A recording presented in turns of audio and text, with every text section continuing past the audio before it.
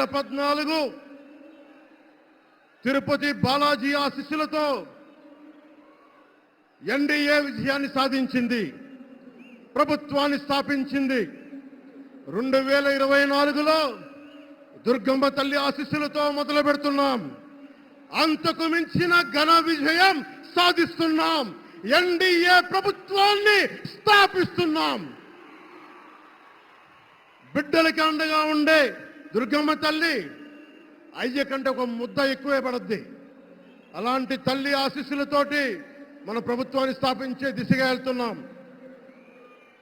మోదీ గారు డిజిటల్ భారత్ అన్న నేపథ్యంలో దేశాన్ని మొత్తం తీసుకెళ్తా ఉంటే ఇక్కడున్న వైసీపీ ప్రభుత్వం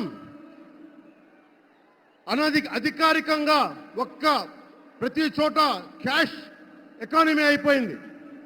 దేశాన్ని డిజిటలైజ్ చేద్దాం, కరప్షన్ తగ్గిద్దాం, బ్లాక్ మనీని తగ్గిద్దామంటే ఆంధ్ర రాష్ట్రంలో మటుకు బ్లాక్ మనీ ఎక్కువైపోయింది.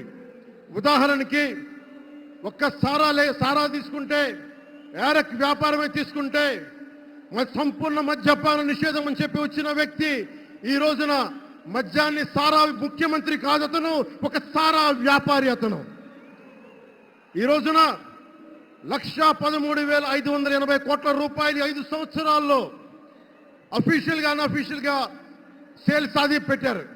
కానీ దాన్ని అండర్ రిపోర్ట్ చేస్తూ 84,050 కోట్ల మటుకు చూపించారని చెప్తా ఉన్నారు.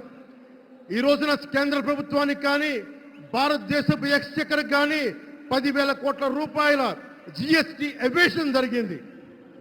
అలాగే ఇసుక దోపిడీ, జేపీ వెంచర్స్ పేరు మీద ఆ బినామీలు ఎవరో తెలుసు, ఆ 5 మంది.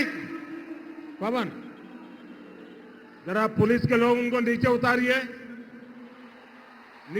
उनको। बिजली के तार है, आप क्या कर रहे हैं वहां? Please come down.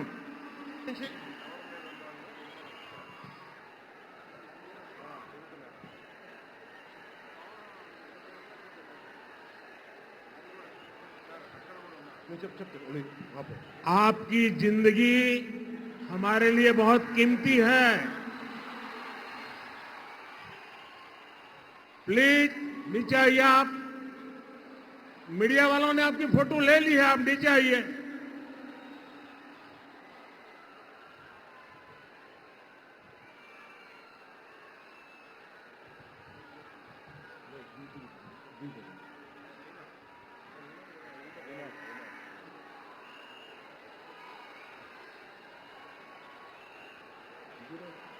आप नीचे आइए, मेहरबान।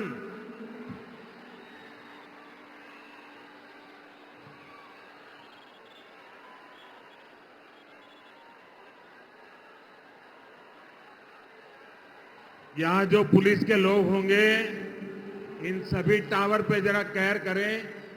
इसमें बिजली के तार हैं, अगर कुछ गलत हो गया तो हमारे लिए बहुत पीड़ादायक होगा।